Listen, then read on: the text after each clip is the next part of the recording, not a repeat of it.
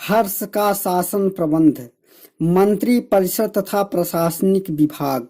सम्राट को सहायता देने हेतु एक मंत्री परिषद होती थी। हर्ष के समय भंड इसका सचिव था। हर्ष का साम्राज्य कई प्रांतों में विभाजित था। प्रांतों को भुक्ति कहा जाता था। प्रत्येक भुक्ति का शासक राज स्थानीय उपारिक तथा अथवा राष्ट्रीय कहलाता था। प्रांत जिले में विभाजित थे जिसे विषय भी कहते थे।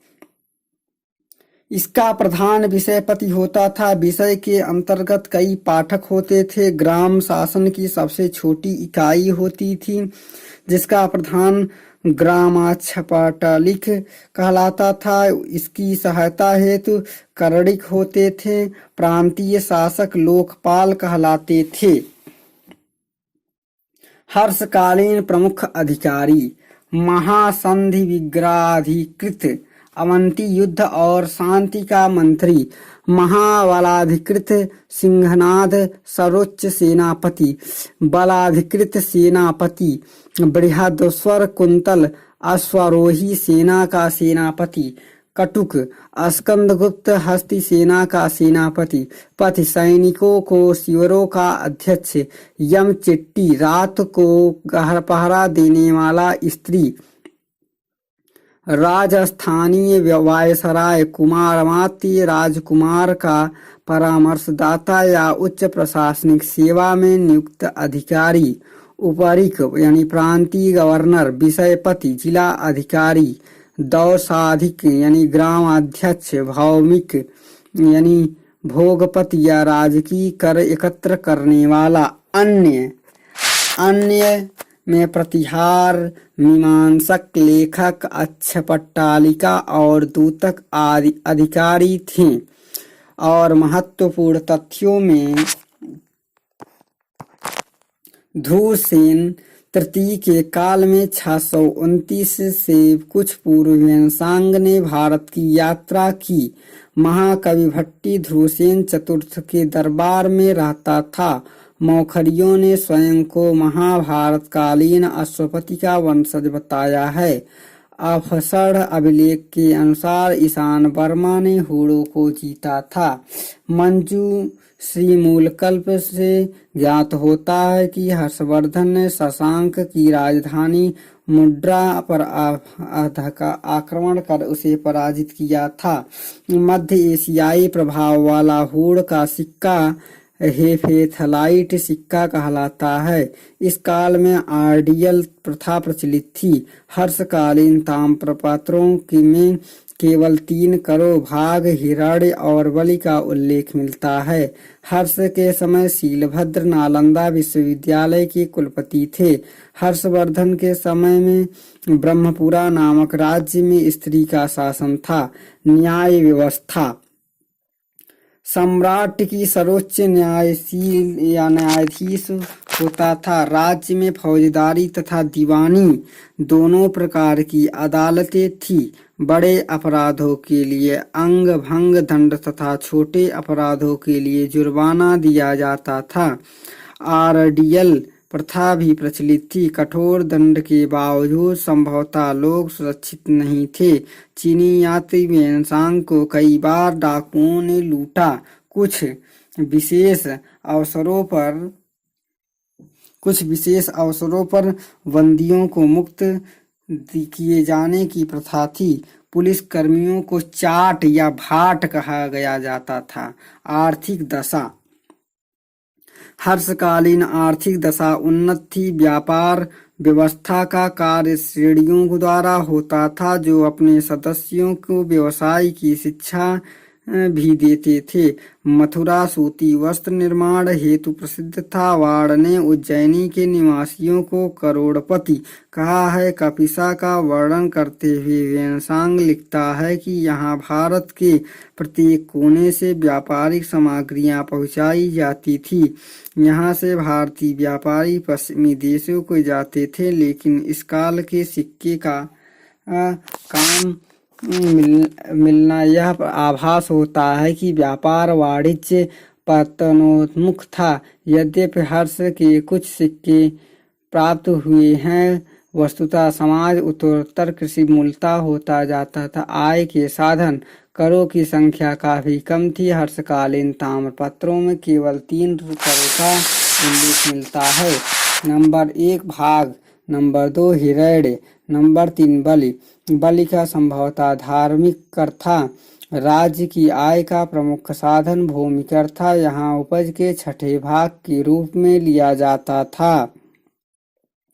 इसके अतिरिक्त चुंगी, जुर्माना, भेंट, बिक्री कर आदि से राज्य की आय होती थी। इस प्रकार एकत्र कर को कर्मचारियों को वेतन देने, राज दरबार के खर्च तथा प्रजा हितकारी कार्यों में व्यय किया जाता था। प्राचीन भारत के प्रचलित भूमिदान प्रकार ब्रह्मदेव, केवल ब्राह्मण, ब्रह्मदाय, त्रिभोग धर्म, ब्राह्मण देव मंदिर, जैन मठ आदि। अक्षय नीव दान, ब्राह्मण मंदिर, मठ, विहार, नीवी धर्म या शैक्षिक संस्थान, अग्राहक यानी केवल ब्राह्मण, भोग, ग्राम, कार्यरत अधिकारी, भूमि छिद्रनाश्य यानी सेवानिवृत्त अधिकारी, सैनिक परिवार यानी आप्रदाय, नीव धर्म, सेना सेवानिवृत्त अधिकारी, सैनिक परिवार। सामंत, हर्ष का प्रशासन सामंतवादी प्रथा का पूर्वगामी था। सामंतों का प्रशासन में महत्वपूर्ण स्थान था। विभिन्न प्रकार के सामंत थे। सामंत, महासामंत, आप्त सामंत, प्रधान सामंत, शत्रु सामंत तथा प्रति सामंत। प्रशासन के पदाधिकारियों को नगद वेतन न देकर भूमिखंड दिया जाता था। इसी ने कालांतर में सामंतवादी प्रकृति को बढ़ावा दिया, जिसने साम्राज्य में विकेंद्रीकरण को बढ़ावा दिया, जो साम्राज्य के पतन का एक कारण बना। विदेशी नीति, प्राप्त प्रमाणों से ज्ञात होता है कि हर्ष ने विभिन्न राज्यों और देशों के साथ अच्छे संबंध भी स्थापित किए। कामरूप, आसाम के शासक भास्कर वर्मन की मित्रता की। वल्लभी के राजा धुरसेन की पुत्री से विवाह किया तथा चीन के शासक से भी अच्छे संबंध स्थापित किए। इस प्रकार हर्ष काल में प्रमुख शासन व्यवस्था था। हर्षकालीन विभिन्न धर्म। हिंदू धर्म अनेक संप्रदायों में विभाजित हो गया था। हर्षचरित और कादम्बरी में भागवत, कड़ा, धर्मशास्त्री, पौराणिक, शाब्दिक, पंचरत्निक, पशुपत और शैव आदि संप्रदायों के नाम मिलते हैं। शैव धर्म थानेश्वर, जालंधर, मालवा, महेश्वरपुर और अहिछत्र आदि शिव पूजा के केंद्र थे। हर्ष, भास्कर वर्मा और शशांक आदि भी शैव थे। हुयनसांग मूल स्थान पूर्व में सूर्य मंदिर का उल्लेख करता है। शैव का कापालिक संप्रदाय सबसे प्रसिद्ध था। इसके क्रियाकलाप भयंकर और गंदे होते थे। शिव की पत्नी पार्वती को दुर्गा तथा चंडी के रूप में बलि दी जाती थी। महत्वपूर्ण तथ्यों में चीनी लेखक मा त्वांगलिंग के अनुसार हर्ष ने 441 ईस्वी में मगधराज की उपाधि धारण की। हर्षवर्धन ने 635 से 632 ईस्वी में कश्मीर पर आक्रमण किया था तथा वहां रखे बुद्ध के दांत पर अधिकार कर लिया था। 641 ईस्वी में हर्षवर्धन ने चीनी नरेश ताई सुंग के दरबार में प्रतिनिधित्व मंडल भेजा था। हर्षवर्धन की मृत्यु के पश्चात कन्नौज पर यशोवर्मन नामक शासक का अधिकार हो गया। वाग्भट ने गौड़वाहों की रचना इसी के सामंत में की। हुई चाओ नामक चीनी यात्री यशोवर्मन के काल में ही कन्नौज आया था। यशोवर्धन के कश्मीर शासक ललितादित्य से पराजित होना पड़ा था। मालती माधव उत्तर रामचरित तथा महावीर चरित के रचयिता भवभूति का निवास यशोवर्मन के दरबार में ही था। वैष्णव धर्म, यह धर्म भी भागवत, पंचरत्रिका और स्मृता आदि संप्रदायों के विभक्त था। विष्णु अवतार के रूप में भी कृष्ण की पूजा होती थी। सूर्य देवता की भी पूजा प्रचलित थी। हिंदू धर्म में अनेक प्रकार के यज्ञ प्रचलित थे। प्रभाकर वर्धन ने बहुत से यज्ञ संपन्न करवाए। गंगा स्नान व दान आदि का बहुत महत्व था। ऐसी ही एक सभा की अध्यक्षता कन्नौज में ह्वेनसांग ने की थी। हर्ष के समय प्रयाग के संगम क्षेत्र में प्रति 5वें वर्ष एक समारोह आयोजित किया जाता था, जिसे महामोक्ष परिषद कहा गया है। बौद्ध धर्म के लिए यह अवनति का काल था। कपिलवस्तु, कुशीनगर, वैशाली, पाटलिपुत्र आदि के प्राचीन स्तूप तथा विहार टूटी फूटी अवस्था में थे। बौद्ध धर्म 18 संप्रदायों में विभाजित था। महायान अधिक प्रचलित था। नालंदा विश्वविद्यालय में भी सबसे अधिक प्रधानता महायानी धर्म और दर्शन के दी जाती है। हर्ष के समय नालंदा विश्वविद्यालय अपनी उन्नति के चरम पर था। आचार्य शीलभद्र इस समय यहाँ के कुलपति थे। हर्ष ने 100 ग्रामों की आय इसका खर्च चलाने के लिए दिया था तथा यहाँ लगभग 100 फीट ऊंचा पीतल का एक विहार बनवाया था।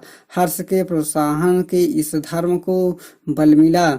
कपीसा बौद्ध धर्म का प्रमुख केंद्र था। बौद्ध विहार विलासिता और नैतिक पतन का केंद्र बन गया थे। इसकी इस विलासिता का उल्लेख मत्ताविलास में मिलता है। जैन धर्म भी अनेक संप्रदायों श्वेतांबर, पांड्य भिक्षु, छपड़क और निर्ग्रंथ आदि में विभक्त था। ह्वेनसांग के अनुसार श्वेतांबर दिन रात तपस्या में लीन रहते थे।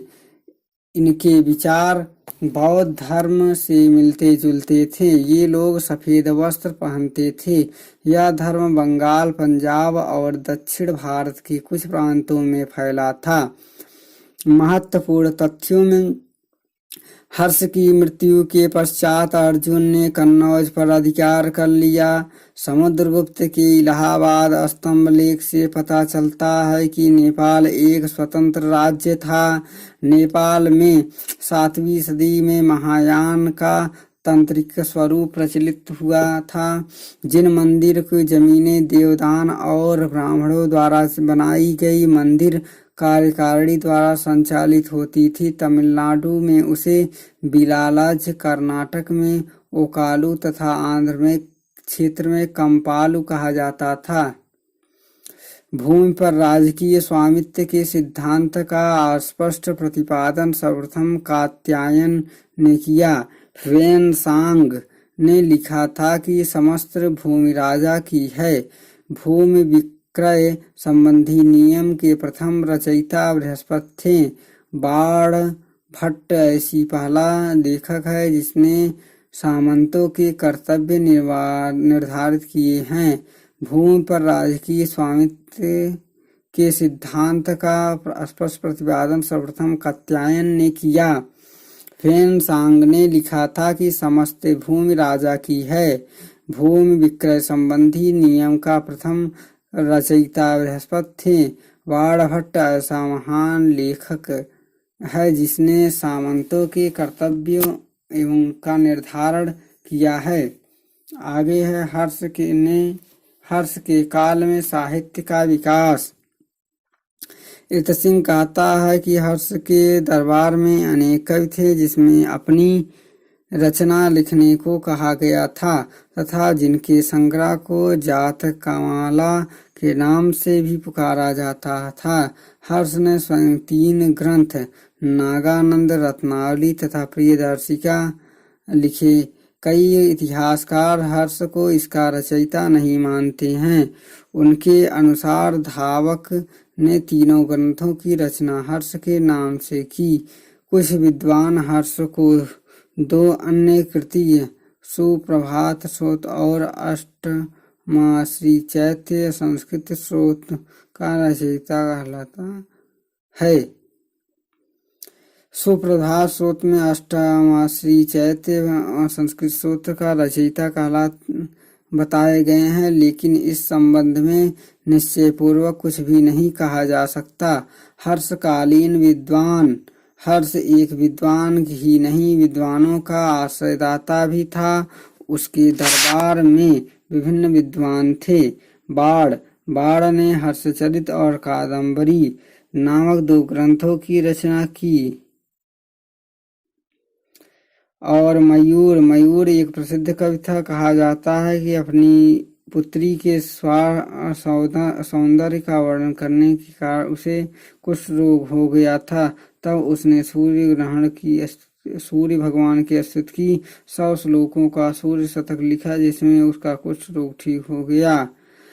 मातंग दिवाकर यह एक चंडाल था, परंतु अपनी कवित्व शक्ति के कारण प्रसिद्ध हुआ। धर्मकीर्ति यह एक दार्शनिक था, जिसने रत्नकूट सूत्र का सर्वाधिक संग्रह किया तथा बौद्ध दर्शन की विशेष रूप से सेवा की। भर्तृहरि यह संस्कृत का विद्वान था। उसने भर्तृहरि शतक नामक ग्रंथ की रचना की। इस प्रकार हर्षकालीन समय समाप्त।